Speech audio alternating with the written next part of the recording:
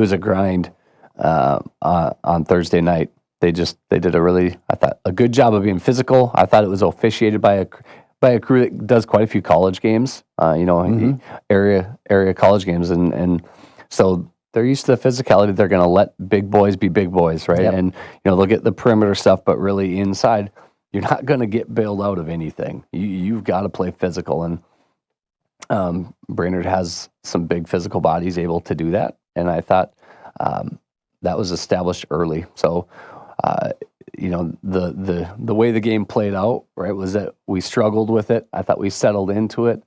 We found a group, and it was really fun to see Jack Ratz, Luke Pearson were a part of a group that led a comeback for us. Not a lineup that we have on the floor necessarily.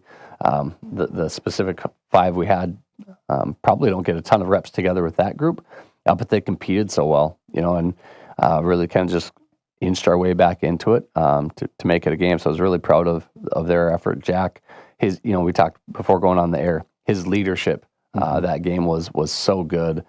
You don't get to see stats for it, but the way he communicated and got us into what we wanted to do offensively, the way he communicates ball screen defense, when he gets the ball, there's just kind of a calmness to it.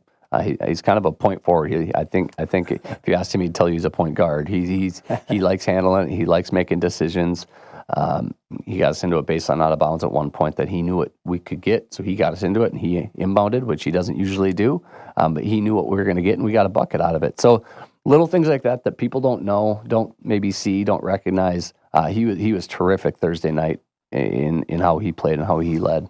Yeah, I made the comment to you, too, when we were talking that the stats, we emphasize stats a lot. He had a couple of nice assists. He had a nice offensive rebound basket at the baseline, huge play for you. But just him being out there, and you mentioned the impact part, but you could just see everybody kind of elevated their level of play during that stretch because it had been a really tough, defense to figure out. And they did such a nice job double-teaming, triple-teaming Ryan Hurst inside when he got the ball. Ryan had to just fight for every opportunity he got in there, but I thought Jack really was that stabilizing influence that night. Yeah, in a really physical game, Jack's a really physical kid. That's where he excels, and so I thought he matched that physicality and maybe even put us on the other end of it where we became the more physical team. So really fun to see. Yeah, tough. Right, they came at Ryan every touch or hands and bodies coming at him, and so I thought that physicality.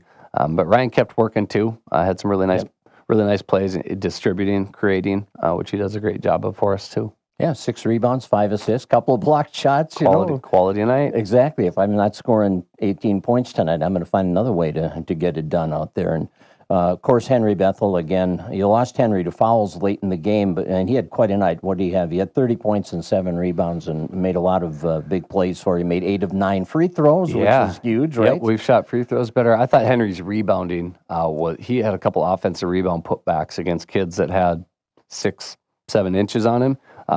And he got it in traffic and had finishes that made us as coaching staff look at each other. How does he do that?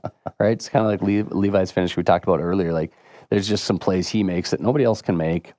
Pretty special talent. Otters win 66-63. Pretty exciting finish to that one. Nice 17-2 run there after being down by 11 in the second half. So great win for the Otters. Now you go to St. Cloud Tech on Tuesday and then host Wilmer on Friday. You've been successful against both teams already this year. It's the final week of the regular season. What's the goal this week? Finish strong.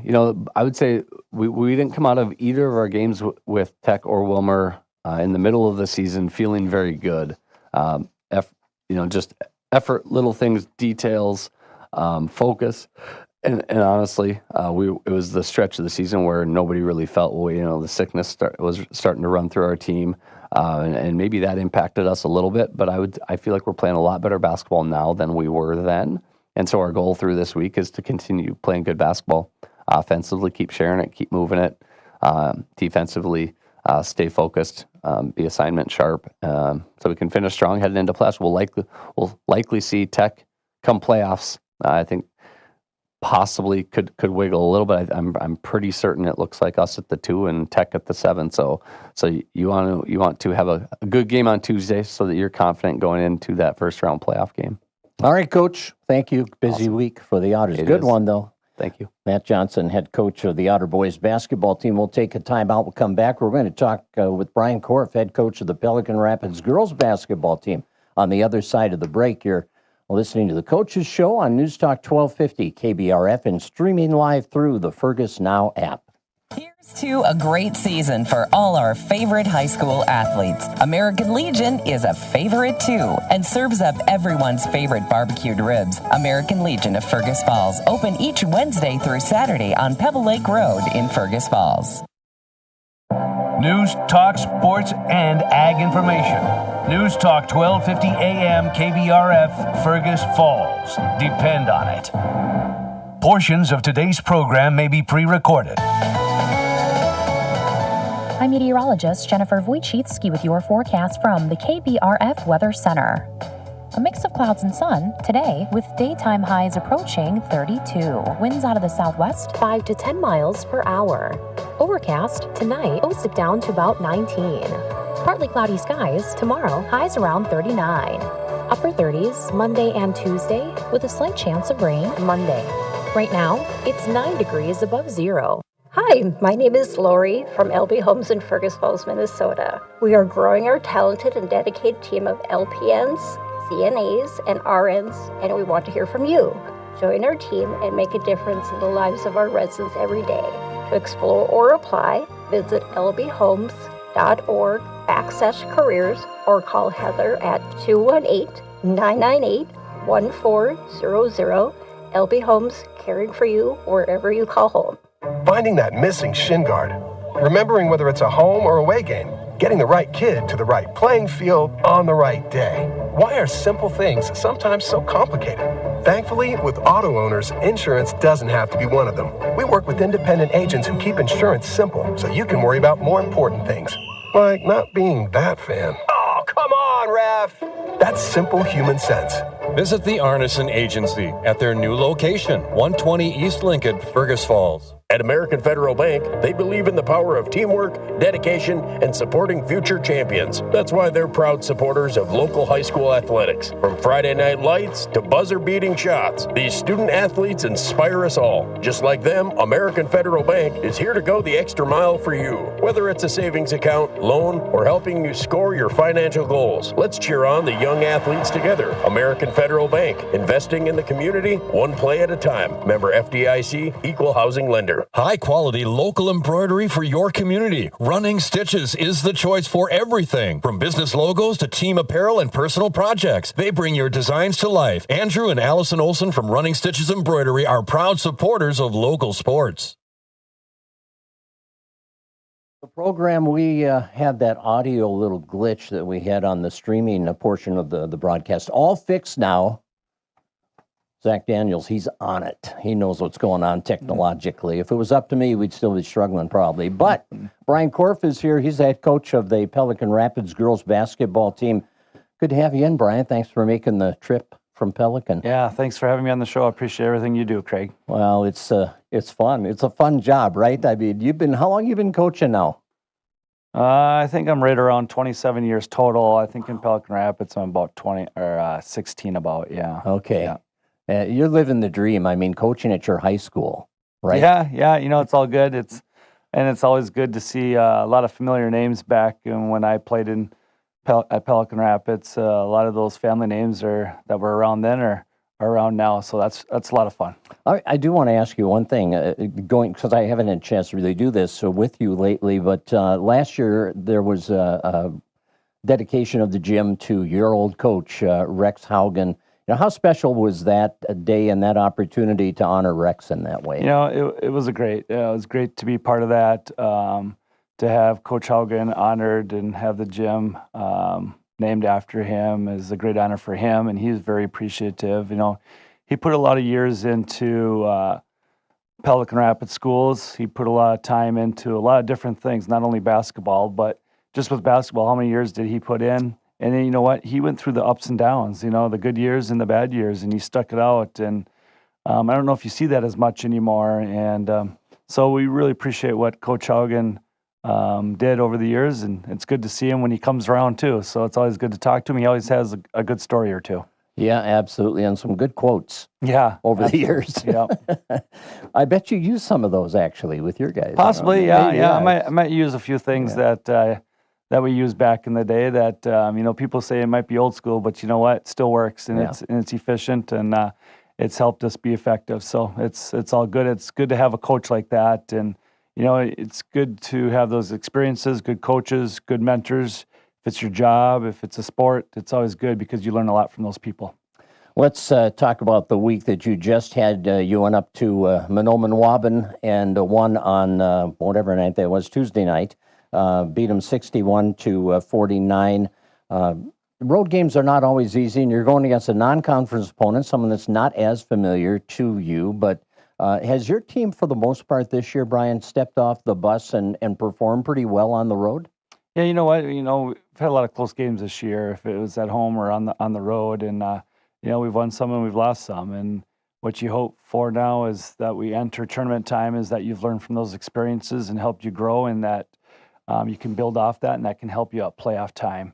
It's a lot of close games, but I like close games because that teaches a lot to our kids. And when we go back the next day, we review kind of the things that we want to change or tweak next time and learn from. And we've had a few of those experiences this year. So, the Mahnomen-Waban was good. They got a good little 8th grade girl, Severson girl.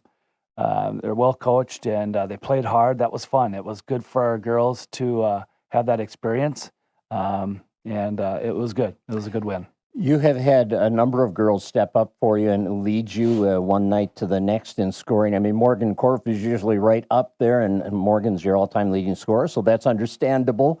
Congratulations to her, by the way. How special was that to have, your girls, Morgan and Mackenzie, are 1-2 now? Yeah, it's a great honor. Both of them have put a lot of time into the gym. They've worked really hard. They've taken on the role of that scoring piece, because on a team you have different roles. And that's what I explain to every team member. You have a role, do a role, and it takes the whole team to win a game. So they've taken on that role of scoring, which you have to put a lot more time into the gym than others, because to score, and when you do score a lot, you get a lot of attention. And then the more attention you get, the more skills you have to work on. And they both have done that. And there's no doubt about it. Last night we come home, and Morgan's right back into the gym after the game, and she's there till about 10:30, 11 o'clock at night working on some stuff. Yeah. And when they do take you away offensively or limit your production offensively, like you said, you need to have other skills. And that night at Mahnomen-Waban, Morgan had 8 points, but she also had 7 assists, 6 rebounds, 3 steals. That's what you're talking about right there. And she set up her teammates. Anna Royce had 21 that night for you. Yeah, absolutely. Anna did a nice job around the paint and the perimeter, and worked hard to get rebounds too. So it was nice to see. And we've had different girls step up in different areas, if it's rebounds, assists, steals, points. So that's been nice. It seems like this group, we talked with Matt about just doing your role, what's your role out there. And you've got, I'm just going to say these stats from that game. Ari Hovland, 9 points, 5 rebounds, 7 steals. Zaylee Arrow, 7 points, 5 rebounds.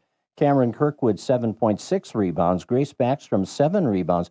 Everybody's contributing, and that really makes it fun. Yeah, it is a lot of fun that they all take on a role and do what they can. And when teams give us different looks defensively, then other people have to step up if needed. And you need some X factors here in March. You need some people to step up and that maybe normally don't do in certain areas, and that's what it's going to take to win. But we can't always forget the girls that maybe don't get the stats, and they're on the bench and they're calling out plays for us, or they're helping us defensively, or bench cheers, things like that. They're just as important as the people on the court, and that's what a lot of people don't realize.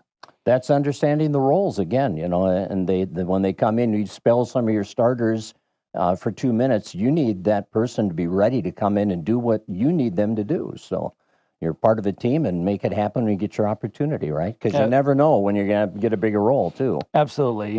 We talk about energy vampires and energy givers, and we want to be an energy giver. And, it's in the locker room. Everyone's, their attitude when they come into the locker room, it means something, and that's what we talk a lot about. And hopefully that's a life skill that they take away from Pelican Rapids girls basketball that they learn for life when they go out in the workforce of what they bring to the table.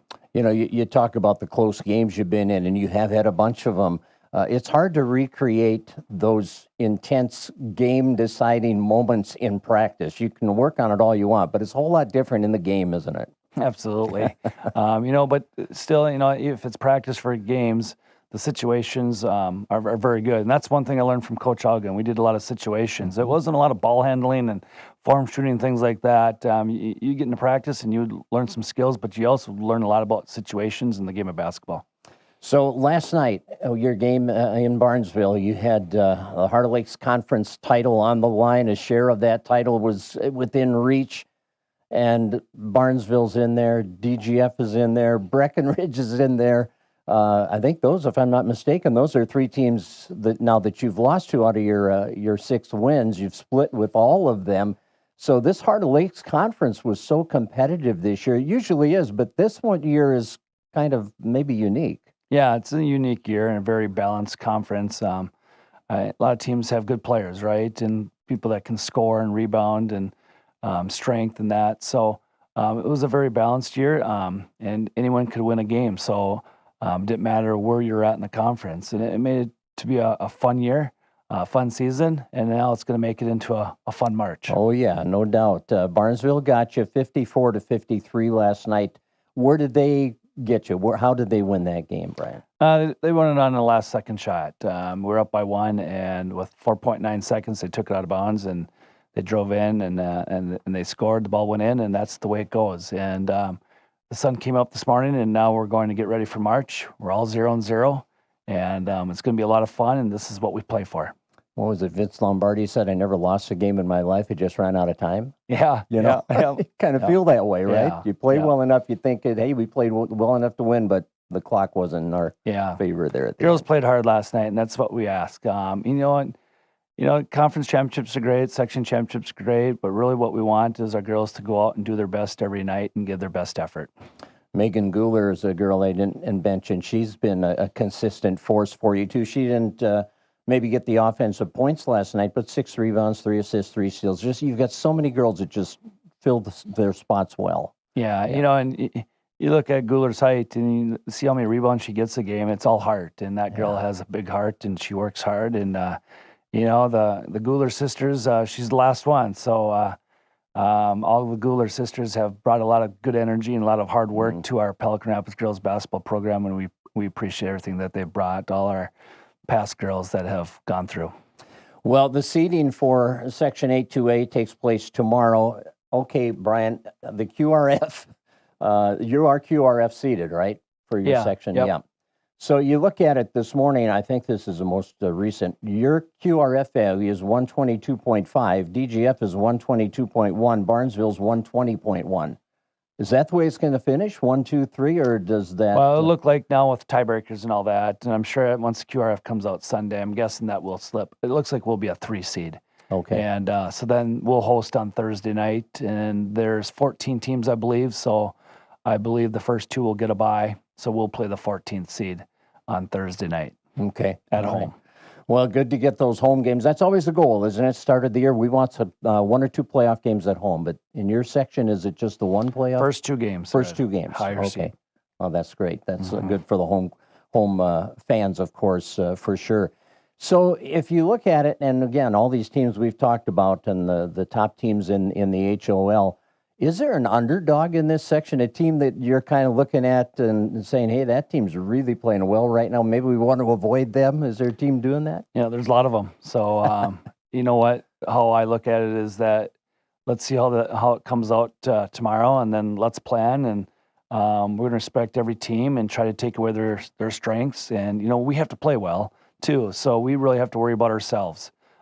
So we're going to focus on ourselves, and we'll do our best that we can. When it comes Thursday night, we'll see what we have. And then if we're fortunate to advance to Saturday, then we'll do the same thing. So it's just going to be a great opportunity, great experience for our kids. What we hope to do is create some great memories. How about the health of the Vikings right now? It's such a critical thing for every team at this time of the year. How are you sitting there? You know, I felt like the last week I think we're about 100%. You know, Anna Royson was sick. She was out a couple games. Even when she did come back, I think she pushed it a little bit, and she wasn't near 100%. And now I feel when I've watched her play and her strength and everything like that from her illness, I think she's back to 100%. I feel we're feeling really good, each player. So I think we're happy where we're at. You know, we started on day one practice, and our goal was, it wasn't our record. We don't look at our record. What we looked at is we got to stay healthy. And how do we keep everyone healthy through practices and the games and the best we can? And we've reached that goal right now. So, but we got to get to Thursday night, and you got to stay healthy through Thursday night. So, yeah, day one practice. What was that? Back in November? November 13th, maybe. Wow. Yeah, something like that. Yeah. That's a long season, isn't it? Yeah, it's good. It goes fast, and especially when you have a good group of girls that work hard and they buy into what you're trying to do, and that makes it fun. I think it makes it fun for them. And the season goes fast. You know, that January cold kind of gets to be a little bit of a grind, but once that's over, like last night, walking out of the building, it was so nice out and going, you know, traveling. So it was nice. So this time of the year is fun because it starts to warm up. You see more daylight. It's a good time of the year. Well, you've had a great run through the years here as head coach in recent years, some outstanding accomplishments for your girls, and it's going to be a fun tournament. There's going to be a lot of fun basketball the next couple of weeks in this area.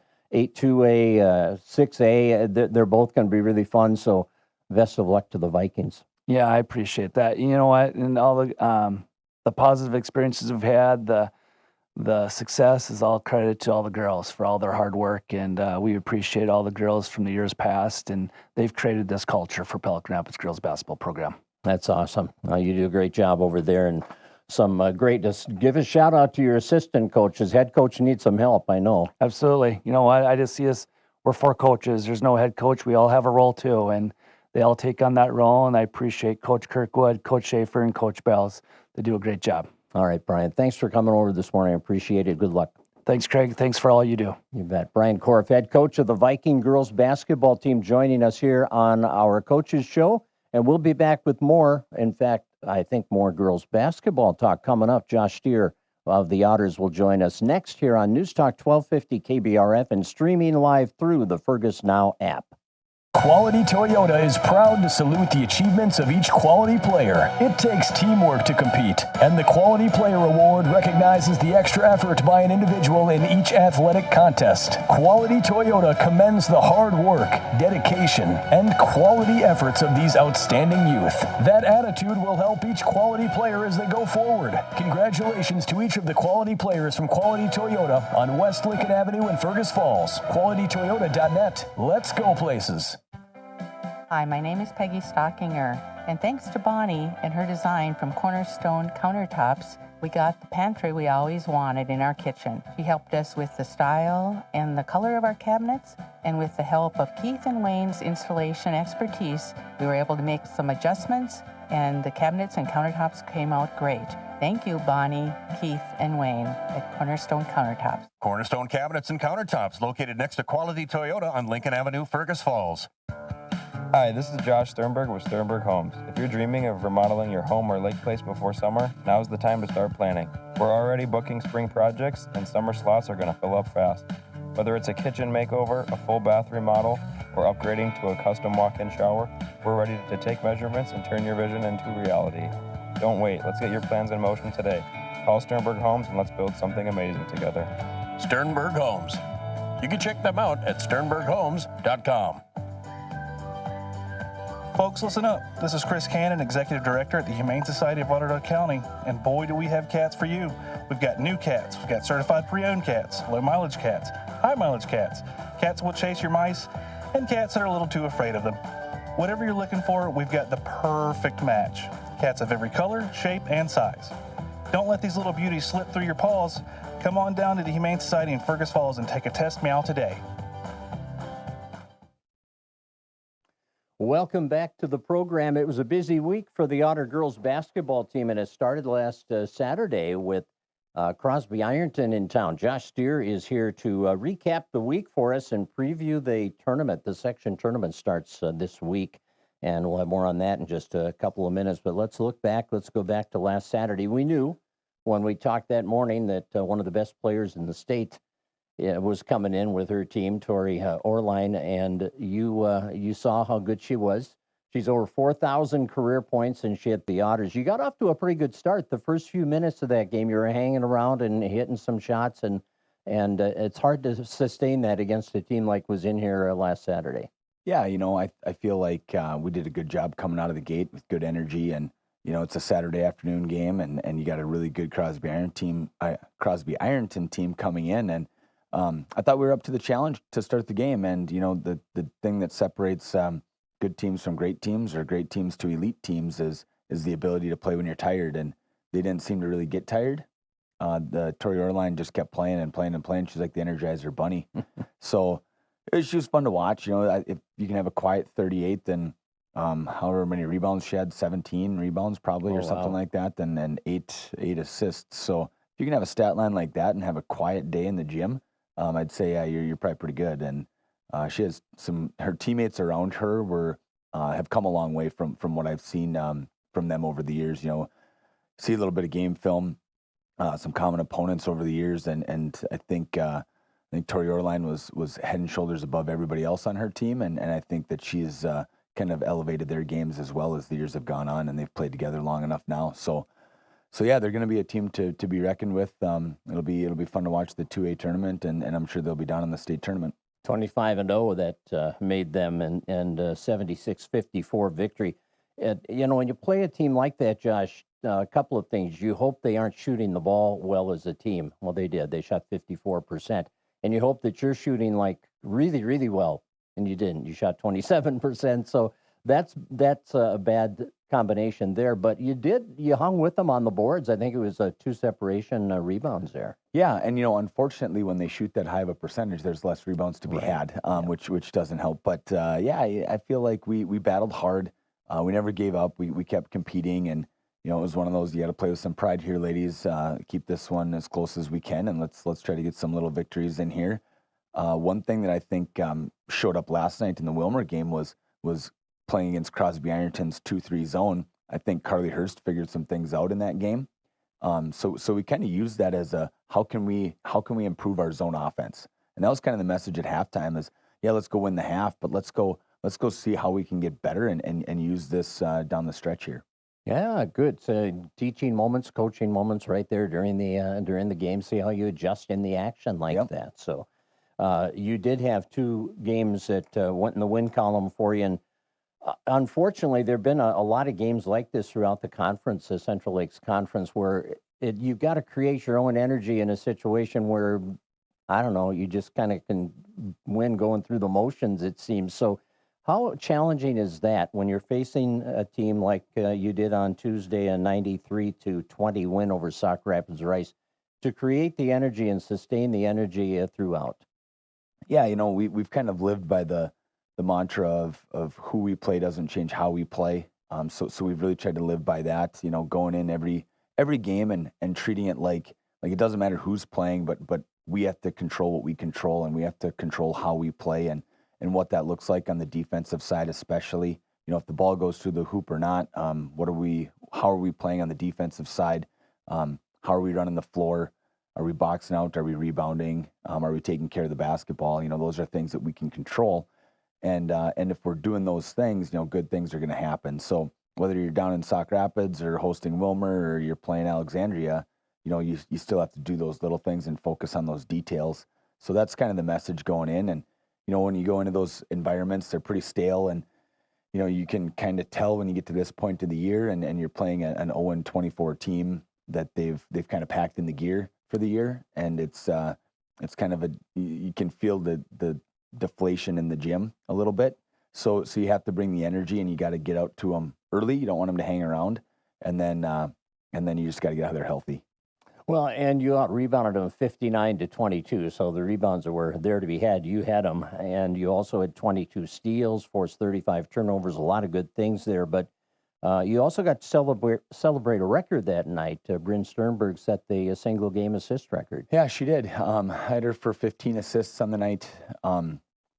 Just really pushed the tempo And that was one of the things we wanted to do early is we wanted to get the ball out and push in transition, something we've worked on all year.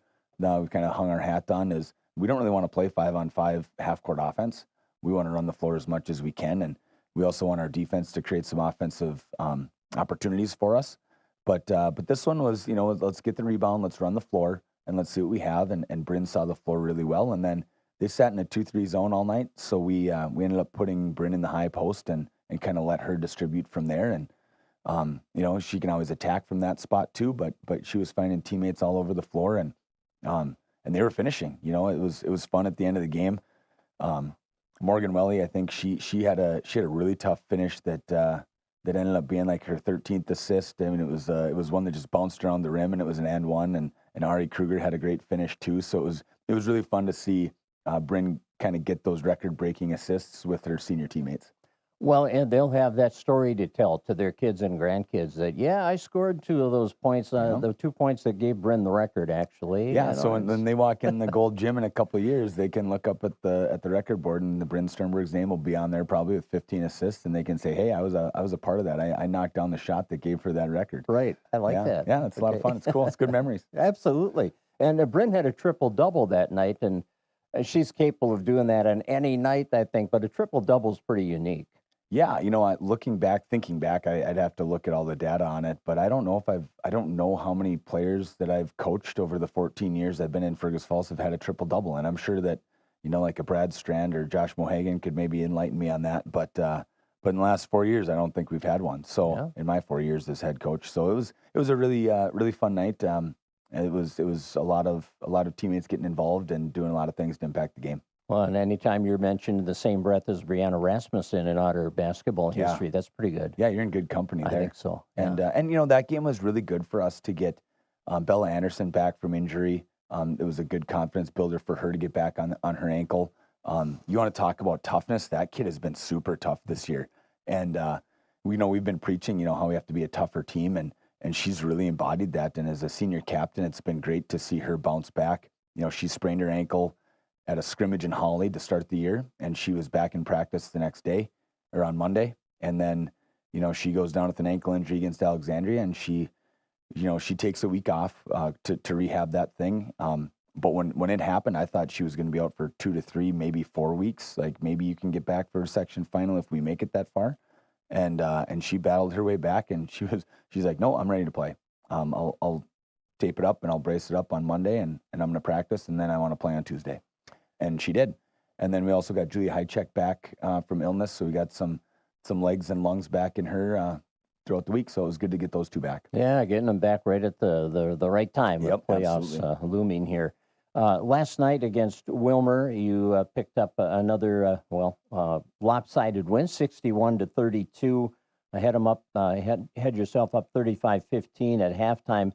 And you were doing a couple of things pretty well last night. Well, a lot of things, but hit 11 out of 23 threes, and Bryn was a big part of that. But you also continued to dominate the boards, and you just seem to be right now sharing the basketball so well, and I know that's kind of an intentional thing. Yeah, absolutely. I was not expecting that outcome last night to be like that. They're the number 3 team in the section, I believe, at the end of the seeding. But we saw them earlier this year, and it was a rock fight, 47-37 game down at their place, and defensive battle kind of atmosphere and kind of the game and how it played out. But last night, they sat in zone, and we finally kind of cracked it a little bit. We got the ball into out, and anytime the ball's going into the zone and they collapse down on it and you kick it to a shooter, and we knock down the shot, it's going to soften that zone up, and they came out of it pretty quick. And once we get teams to play man, I feel like we're going to be okay. But the owning the boards, that's been a huge piece. And last night the girls came out with an energy and it was a playoff like mentality coming in, I think.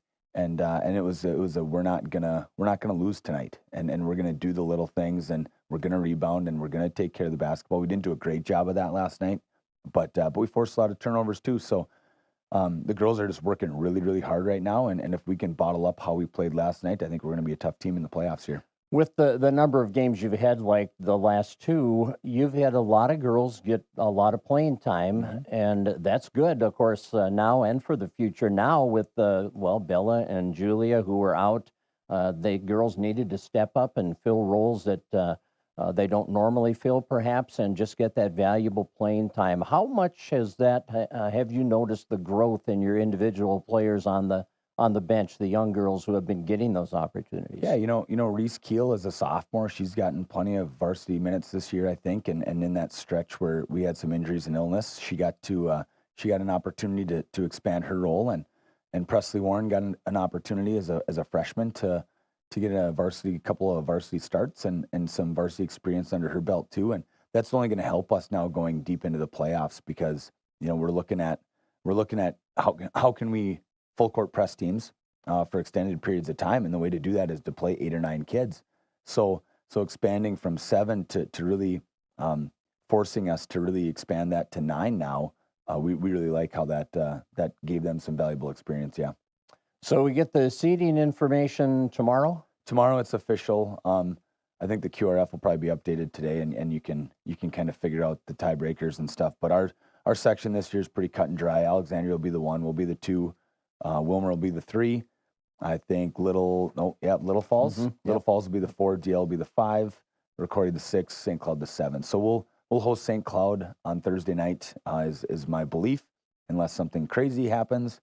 But we'll have St. Cloud at home Thursday night, and I don't know what gym that's going to be in yet. We've talked with the girls if they want to play at Roosevelt or if they want to play at Kennedy, and we're just going to wait on what they decide. They got till the weekend to make a decision. If you asked them before last night, they might have said Kennedy. After last night, they might say Roosevelt. I right? know. We played really well, and it was a fun atmosphere. It was really loud. I think last night was one of the first nights where I left the gym thinking, man, my voice is kind of hoarse, and I was like, the radio show might be interesting tomorrow morning. You sound good. A good night's sleep, that'll do it. That helps. All right. Yep. Thanks, Josh. Awesome. Thanks, Craig. Josh Steer, head coach of the Otter girls basketball team. Of course, we'll be following the Otters. Nick Keel is the voice of the Otter girls, and he'll be covering that game Thursday night on right here on News Talk 1250 at KBRF. And we'll take a time out and come back with more on our Coaches Show. Don't go away. Here's to a great season for all our favorite high school athletes. American Legion is a favorite too and serves up everyone's favorite barbecued ribs. American Legion of Fergus Falls, open each Wednesday through Saturday on Pebble Lake Road in Fergus Falls. When addiction takes hold, it's easy to feel like no one can help. But you're not in this alone. For 75 years, Hazelden Betty Ford has been at the forefront of addiction and mental health care, evolving treatment, reimagining recovery, and breaking through barriers to help families everywhere find healing. So please reach out at 855-489-2383. Help is here. Sponsored by Hazelden Betty Ford Foundation and aired by the Minnesota Broadcasters Association and this station. Transform your kitchen with a little help from Cornerstone Cabinets and Countertops. Right now, you could win a stunning laminate countertop package valued at up to $3,300. It includes your choice of laminate as specialty edge detail and a durable stainless steel sink. Plus, the prize comes with 2 $100 gift cards, one from Victor Lundin's and one from the market to add the perfect finishing touches. Don't miss this chance to refresh your kitchen. Enter today at Cornerstone Cabinets, West Lincoln Avenue, Fergus Falls. I'm Derek Sidian with KBRFradio.com News. Join me live every Friday on KBRFradio.com or the Fergus Now app for the weekly news recap, where I recap this week's hottest local news and you catch up on what you might have missed. The live stream starts at 12:30 and will be available to watch after the stream ends. The KBRFradio.com weekly news recap is brought to you by Fergus Falls Monument, online at foreverstonememorial.com, memorials that matter.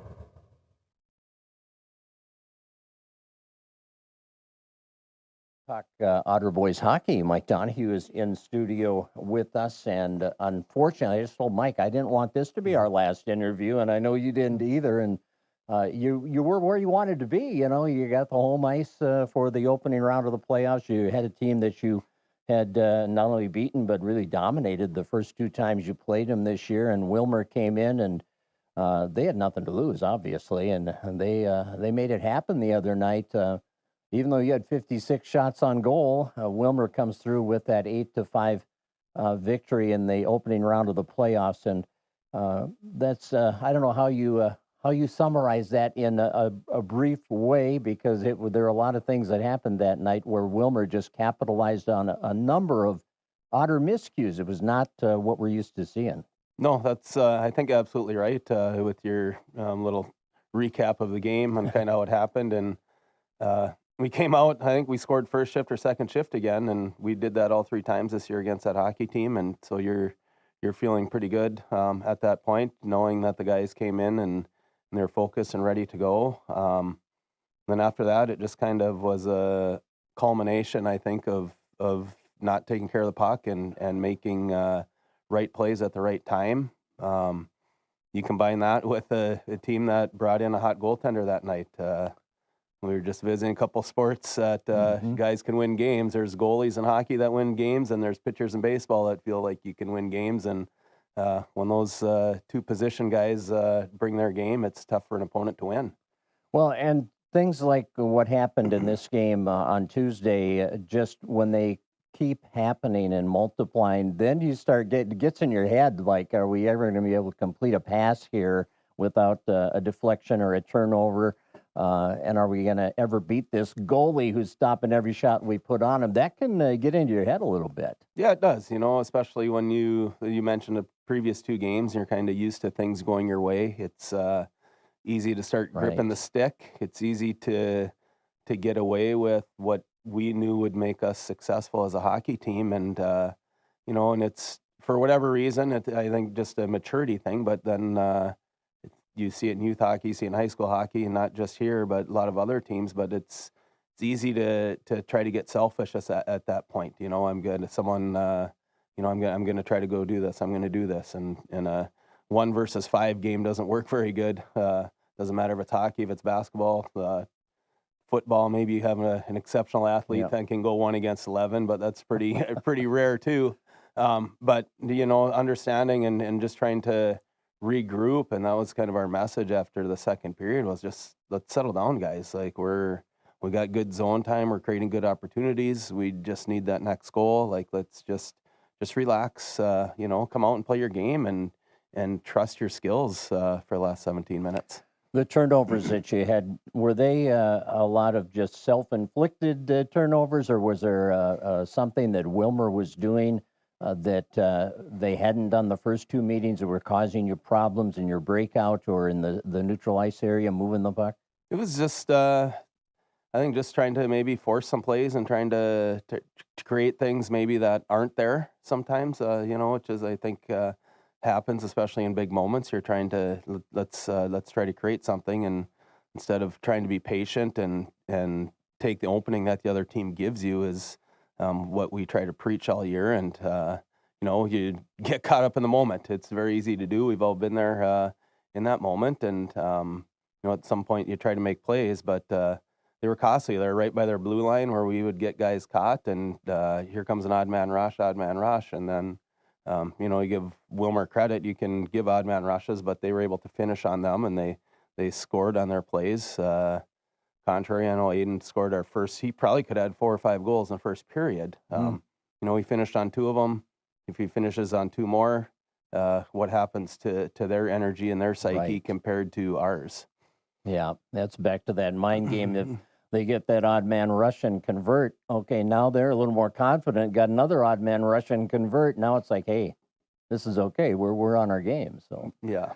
Aiden Shakey did get your first goal, like you mentioned early in the game, 20 seconds in, and Michael Schmidt and Brock Sherman assisting, and then Aiden got his second one later in the period. Adam Kennedy and Tanner Donahue assisting on that one, and then Kennedy scored from Schmidt and Weldy. So those guys have been the usual suspects for you all year. They've been producing goals for you consistently, and obviously in that first period, they did create some good offense for you. Yeah, they did. Those that line of Aiden and Michael and Adam, they showed up to play. As seniors, definitely what you look to in the playoffs is having your guys show up ready to go and contribute and get after it. The other challenging part, and I told them before the game, I said, Wilmer's going to pack it in. They're going to make it tough inside the dots and make it hard to make plays through there. And, that's what they did. They boxed our guys out well. We didn't do a real good job taking that goaltender's eyes away. And if you want to score goals. That's a huge key to that one, especially when a goalie's hot and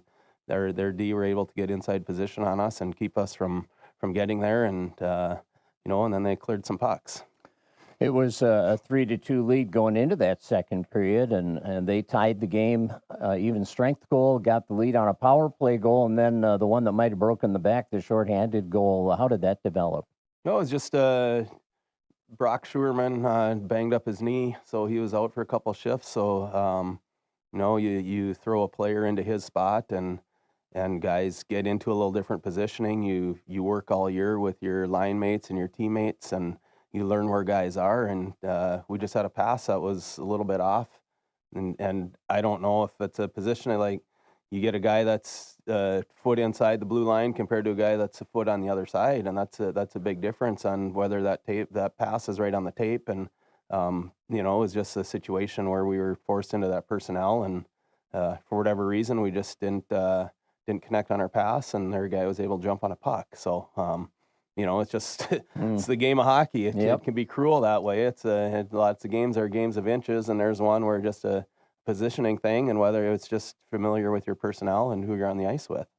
5-3 going into the third period. You really needed to get that first one, and Aiden Shakey completed his hat trick to bring it within a goal, and you had to have a moment there that, okay, this is what we needed. Now let's go take care of it and get this equalizer. Yeah, you felt good. We scored early enough and thought that would give us some good life to be able to not have to press as hard and try to get out of our systems on being able to defend the right way. Sometimes you start pressing and you get your D going, and that's what a lot of times will lead to some of those odd man opportunities. And I felt that goal came early enough where we could just stick to our guns and continue to play our style of game.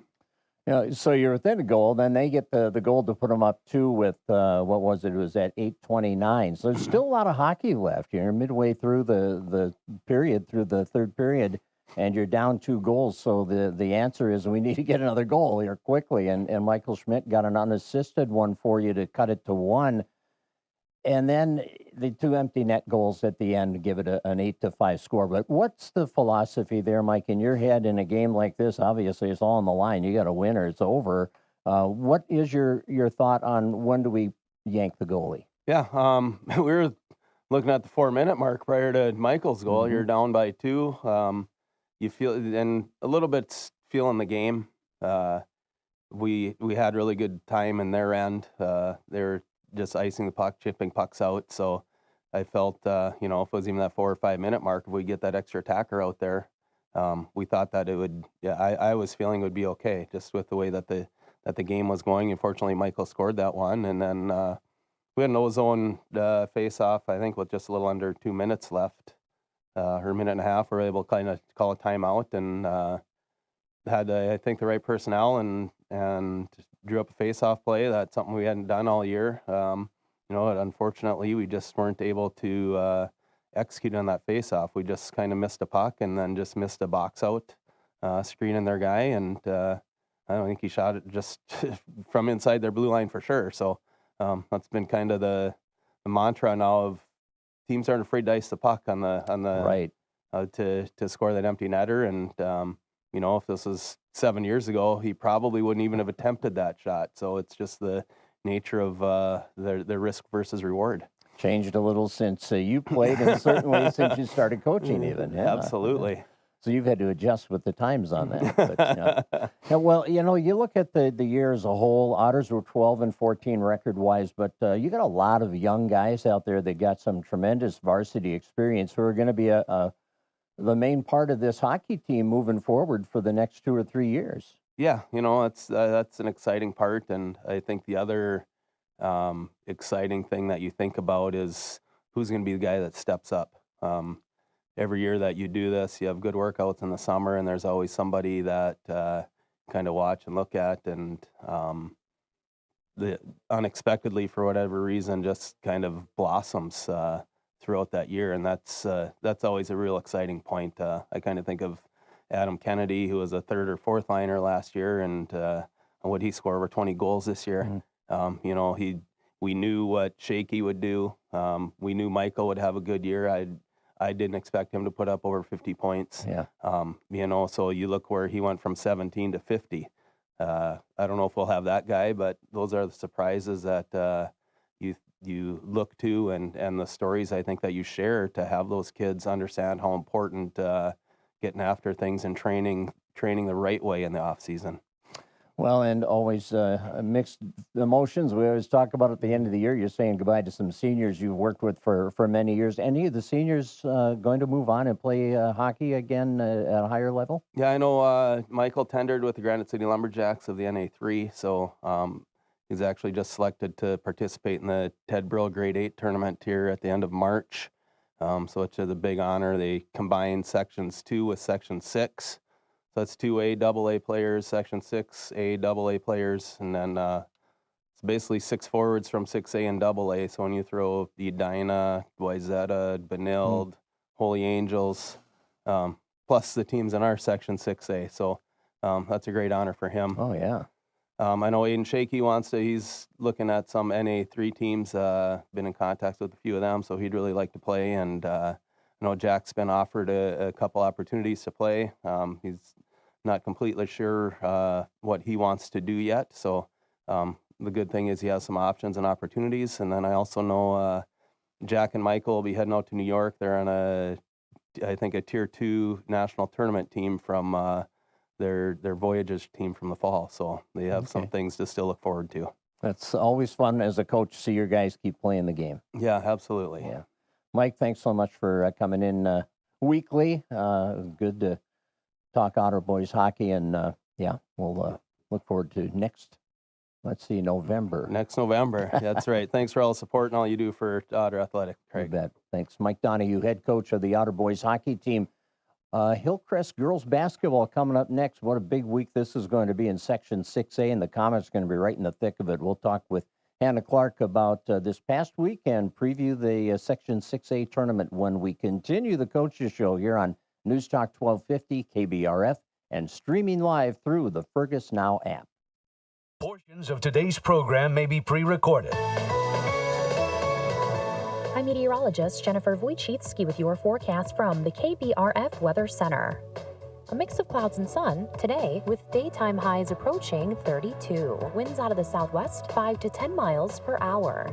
Overcast tonight, lows dip down to about 19. Partly cloudy skies tomorrow, highs around 39. Upper 30s Monday and Tuesday with a slight chance of rain Monday. Currently, it's 14 degrees. Now at your Napa store, get an instant $10 rebate on a pair of Napa Exact Fit wiper blades. Save 25% on hip receivers and brake controllers. And save up to 38% on winter products like starting fluid, ice melt, power service, and more. Napa Synthetic 5-quart jugs of oil, $20.49. Shop online and pick up in the store in 30 minutes. Shop Napa in Pelican Rapids, Wahpeton, and Fergus Falls. Napa know-how! Hi, I'm Sue Tate. You know, it's easy to put things off. Exercise, housework, kitchen remodel. Now there's one thing I shouldn't have put off because it just took one call to Mike at Cornerstone Cabinets and Countertops. I now have the kitchen I was dreaming about for years with lots of features and changes that I hadn't even thought about. Thank you, Mike and crew at Cornerstone Cabinets and Countertops. I love my new kitchen. Cornerstone Cabinets and Countertops, located next to Quality Toyota on Lincoln Avenue, Fergus Falls. Quality Toyota is proud to salute the achievements of each quality player. It takes teamwork to compete, and the Quality Player Award recognizes the extra effort by an individual in each athletic contest. Quality Toyota commends the hard work, dedication, and quality efforts of these outstanding youth. That attitude will help each quality player as they go forward. Congratulations to each of the quality players from Quality Toyota on West Lincoln Avenue in Fergus Falls. QualityToyota.net. Let's go places. Hi, this is Josh Sternberg with Sternberg Homes. If you're dreaming of remodeling your home or lake place before summer, now's the time to start planning. We're already booking spring projects, and summer slots are going to fill up fast. Whether it's a kitchen makeover, a full bath remodel, or upgrading to a custom walk-in shower, we're ready to take measurements and turn your vision into reality. Don't wait. Let's get your plans in motion today. Call Sternberg Homes and let's build something amazing together. Sternberg Homes. You can check them out at sternberghomes.com.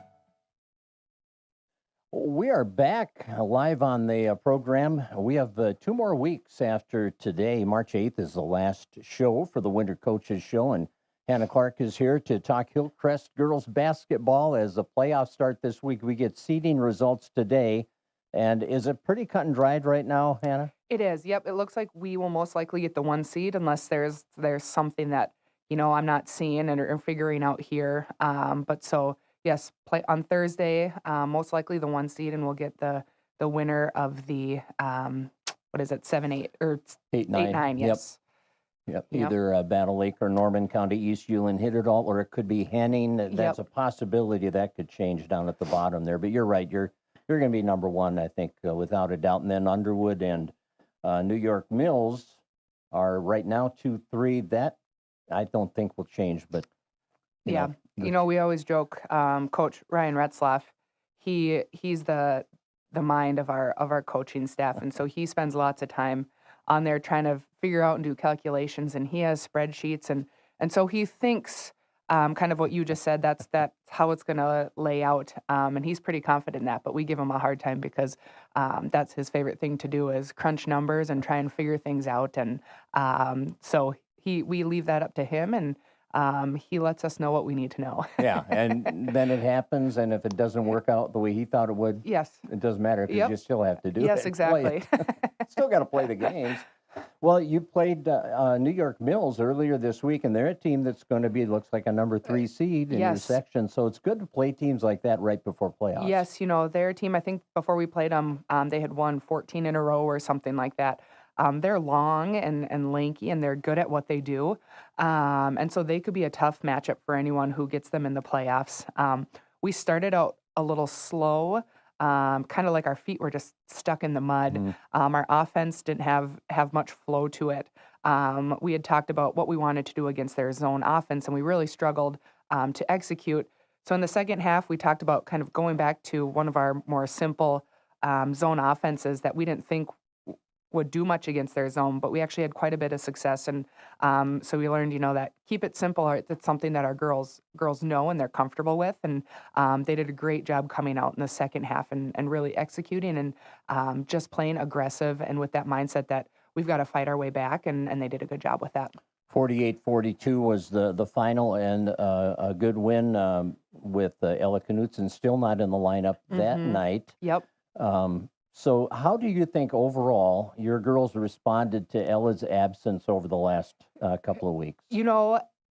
Pretty well. I feel like once she was out of our lineup, we just played a little more inconsistent throughout. But, that's something she's been in our lineup for how many years, how many games. And she was a real, the real center of our offense and our defense. And so our girls had to really learn how to play without her and pick up the pieces that she usually brings to the game.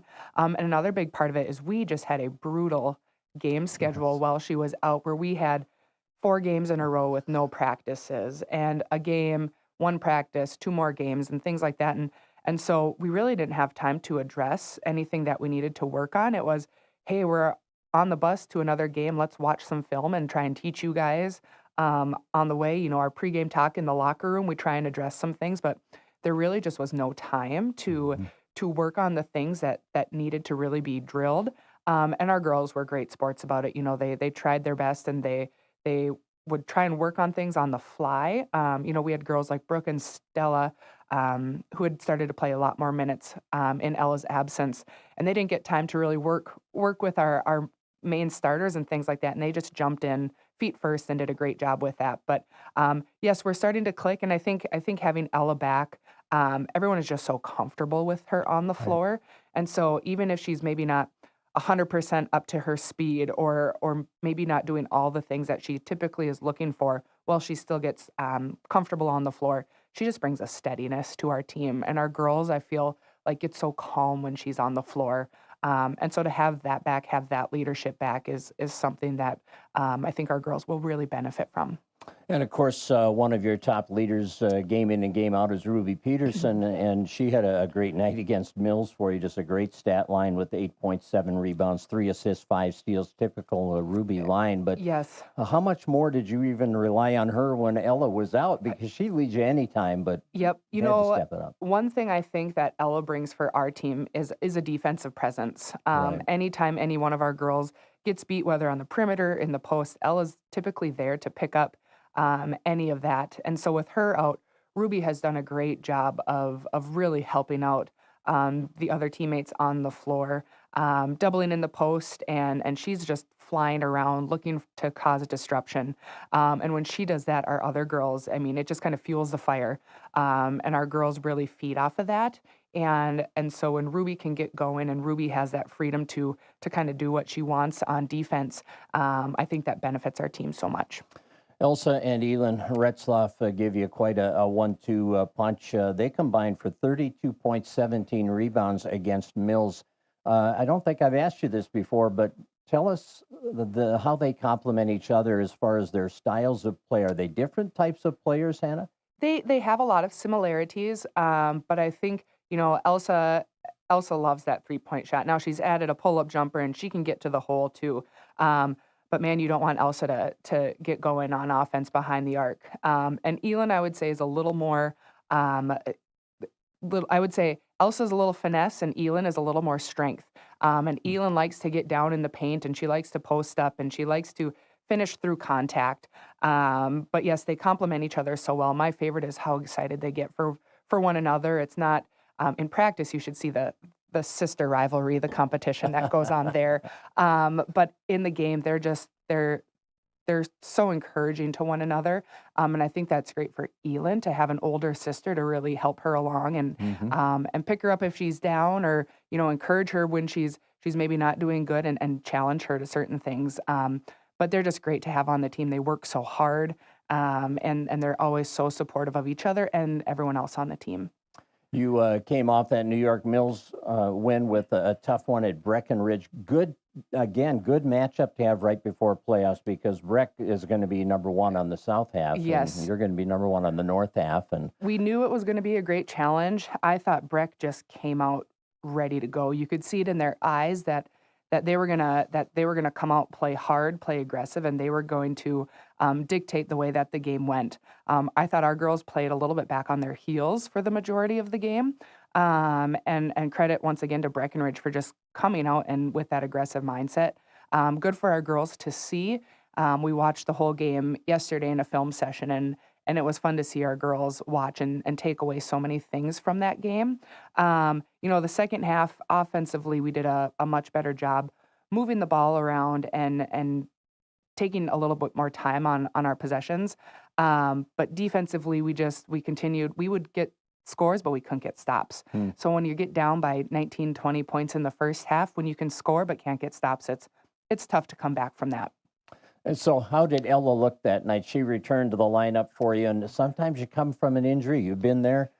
You might be a little tentative, not sure how much you can trust the injured area of your body to respond. How did she react? You know, I thought she did a great job. Like you said, you can be a little tentative, and there were areas in it where you could tell she was maybe a bit tentative. There was also times where, you know, she's chasing down a girl in a fast break, and I'm yelling, "Ella, no, no, no, don't!" You know, and so I think getting her in a game like that was aggressive and physical and a fast-paced game was so good for her, just to mentally know that she can play in a game like that. You know, yesterday I asked her, I said, "How's the knee feeling?" And she says it feels so good. And so I think just to have that confidence going in, and now, you know, we get 3 practices for our first game, and I think she will even be able to be more confident in practice, trusting her knee and trusting herself. And so I think that will just be great for her. It was good to get her in a game before playoffs, just to get that, you know, mental breakthrough. Well, you mentioned Stella and Avea and the girls that had to get more action with her out. Kate Olstead has stepped up for you and played so well for you. So there's always that silver lining when someone's out, where other kids get an opportunity and you as a coach get to see how they react. Yep, and especially with playoffs coming up, you know, you never know, there's that chance that we get into foul trouble, Right. or knock on wood, injuries here. But to know that we have girls that we can go to if we need it, it is so great. Our girls are confident. We've challenged Ave in the last couple of games to just really step up and play with a competitiveness and an aggressiveness, and we've seen that, which we need from a tall, strong post. She really has been controlling down in the paint, and so that's great to see. But we have girls, they're confident when they go in. They're not questioning whether they or not they belong out there. And so, even when we get Ella back to 100% strength, it's going to be nice where we had depth, but now when we have everyone back and we had people play those minutes, now we maybe even have a little bit more depth. Right. All right. Should be fun. Yes. Thursday, the playoffs start. Hillcrest hosting the first round. Yep. You get to host 2 games if Just you win? one. Just so one, we're yeah, hosting, and then we're at Perm the next Perm 2 games. Yep. on Saturday. Yes. Yeah. Well, hopefully that happens. Yes. So. Yes. All right, Hannah, thanks so much for coming in and talking about your Comets. Thank you so much. And we'll come back to have one more interview here on the show today on this Saturday morning as we continue our Coaches Show on News Talk 1250 KBRF and streaming live on the Fergus Now app. Now at your Napa store, get an instant $10 rebate on a pair of Napa Exact Fit wiper blades. Save 25% on hitch receivers and brake controllers. And save up to 38% on winter products like starting fluid, ice melt, power service, and more. Napa Synthetic 5-quart jugs of oil, $20.49. Shop online and pick up in the store in 30 minutes. Shop Napa in Pelican Rapids, Wahpeton, and Fergus Falls. Napa know-how! Hi, my name is Peggy Stockinger, and thanks to Bonnie and her design from Cornerstone Countertops, we got the pantry we always wanted in our kitchen. She helped us with the style and the color of our cabinets, and with the help of Keith and Wayne's installation expertise, we were able to make some adjustments, and the cabinets and countertops came out great. Thank you, Bonnie, Keith, and Wayne at Cornerstone Countertops. Cornerstone Cabinets and Countertops, located next to Quality Toyota on Lincoln Avenue, Fergus Falls.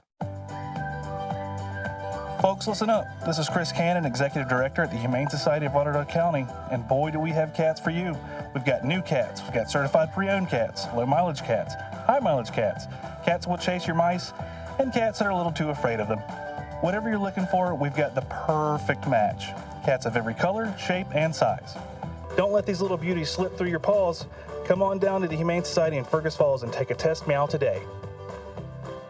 When addiction takes hold, it's easy to feel like no one can help. But you're not in this alone. For 75 years, Hazelden Betty Ford has been at the forefront of addiction and mental health care, evolving treatment, reimagining recovery, and breaking through barriers to help families everywhere find healing.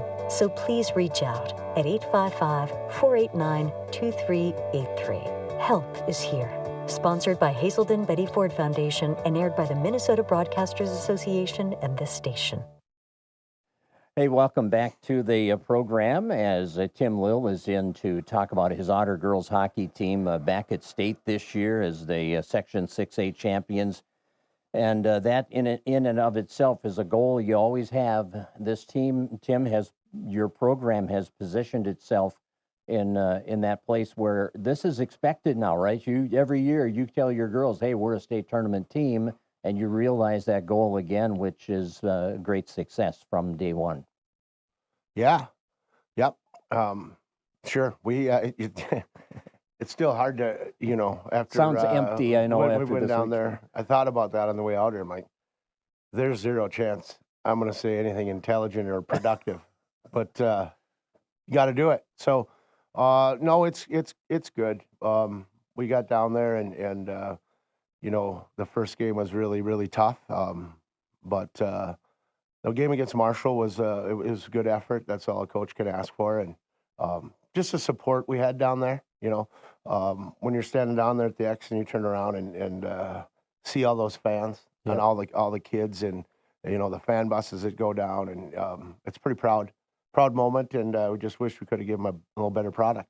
Well, the first 10 minutes of that game against Orono were very competitive. And, I just keep thinking, oh, man, if we can get that first goal and get some positive stuff going, because that can be huge against a team like Orono. It can. And we had a great plan going out there.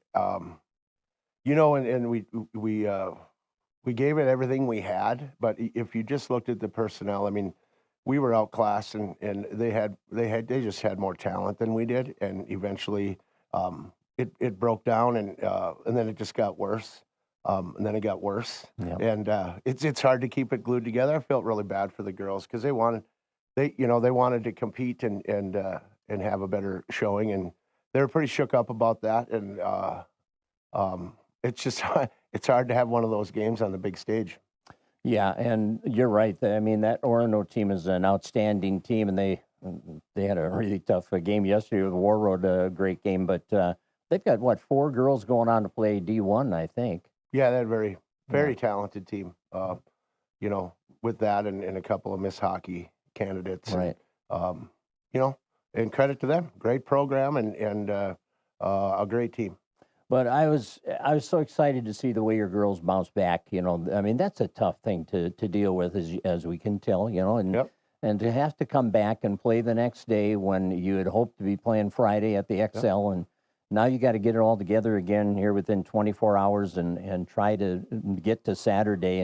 And they, I thought, just competed so hard, and you take them to overtime, Marshall to overtime. You'd played them earlier this year. Was it a similar game this time around from that first time? I mean, that was a long time ago, but that was, you know, it was, you know, I knew that they were good. I knew they were fast through the neutral zone, and you know, their top line had 1 million goals this year, and I thought we defended them well.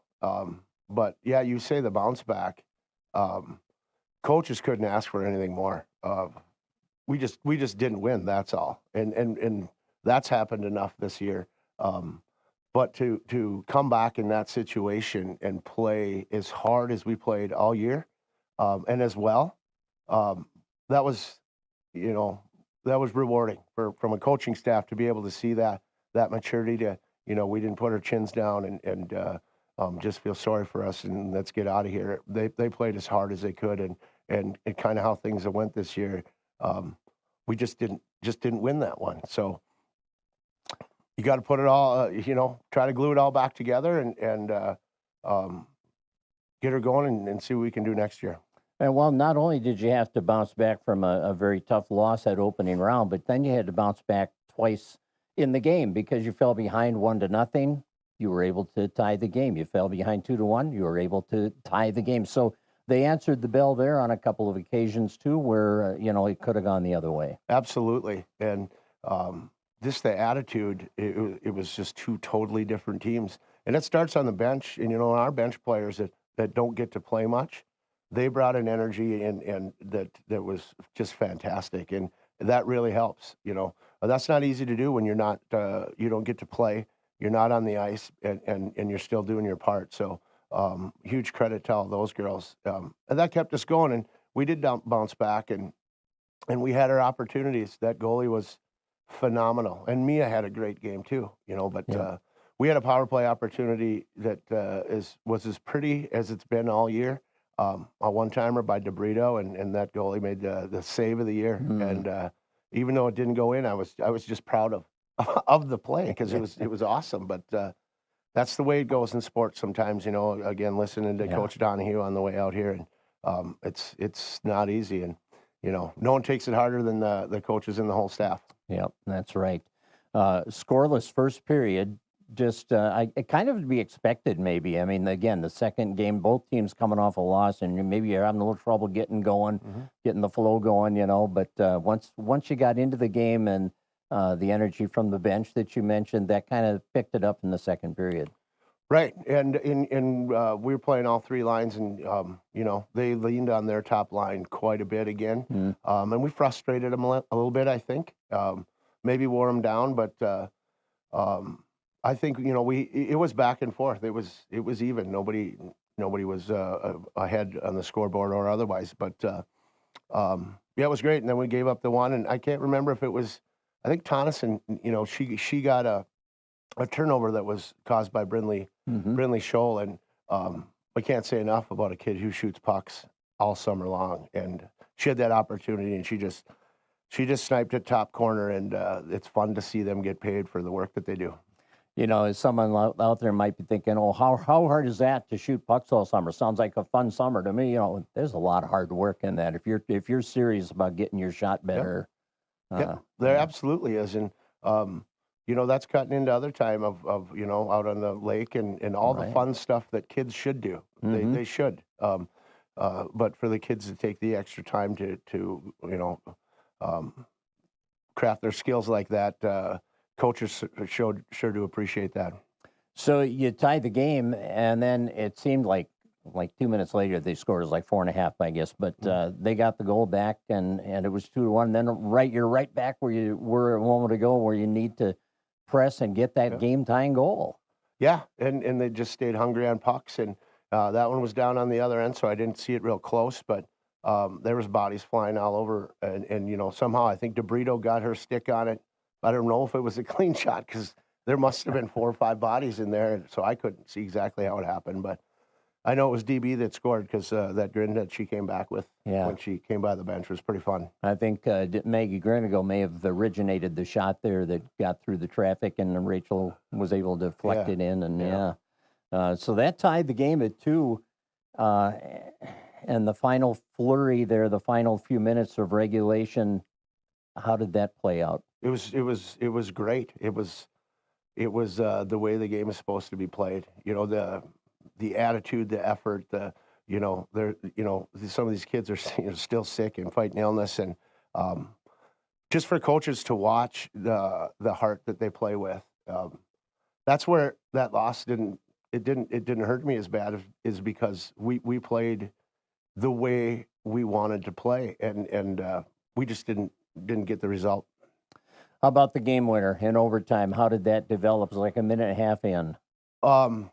You know, I can't remember if it was a turnover. It was just a great forecheck by them, and you know, they have skilled players too. And I think she came from behind the net and found one of the girls and just done a one-timer in the slot. You know, just kept it right on the ice, and Mia didn't really have a chance to react, and it was in the back of the net before you know it. So.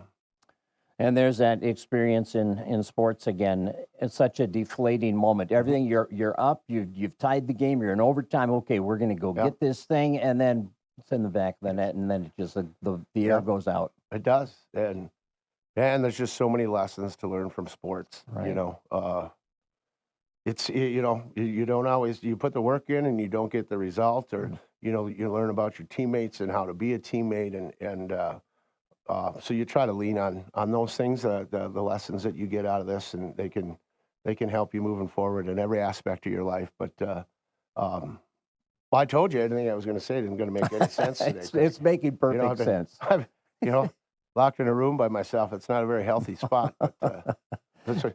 But whatever. I'm proud of the girls. I'm really proud of the way they played their last game, and of what we've got moving forward. Yeah, 2 things about the end of the year. You know, you're going to miss your seniors, obviously, but what great experiences they had, back-to-back state tournament appearances, a lot of great hockey memories. Always tough for the coach and the younger players to lose that leadership group every year. But then you've got such a strong nucleus of underclassmen coming back who are going to be right back in the fight next year. Yeah, yep. You know, Eklund was our senior captain this year, and she was great all weekend. She was great all year. She was great for 5 years. You know, she didn't get much varsity experience until her senior year. So for her to put that much time in and be a great teammate at the JV level and wait for her time, that's not easy to do. But she did it, and she came out to be a great leader. And I'm going to miss her smile and her work ethic and all that. She's a great player. And yeah, now it's up to this group to mature over the summer and figure out how serious they want to be about being good, because they can be. And, you know, I don't want to say we can be. And we just got to see how hungry we are. I'm guessing they're going to be pretty hungry. I hope so. Yeah. Tim, thanks so much for coming in. Appreciate it. I know it was a tough one today, but appreciate you being here throughout the season. Yeah, I'm very thankful for the support we get from the radio, from the town, the student body, all of it. It's amazing, and I like how you take it easy on me, because I know you media jackals could really rip me up for this one. But well, I appreciate the compliment, I think. Yeah. All right, thanks. All right, thanks. Tim Will, the head coach of the Otter Girls hockey team, concluding our program today, and we'll have 2 more shows, and that's going to be it for the winter season. You've been listening to the Coaches Show on News Talk 1250 KBRF and streaming live on the Fergus Now app. When addiction takes hold, it's easy to feel like no one can help. But you're not in this alone. For 75 years, Hazelden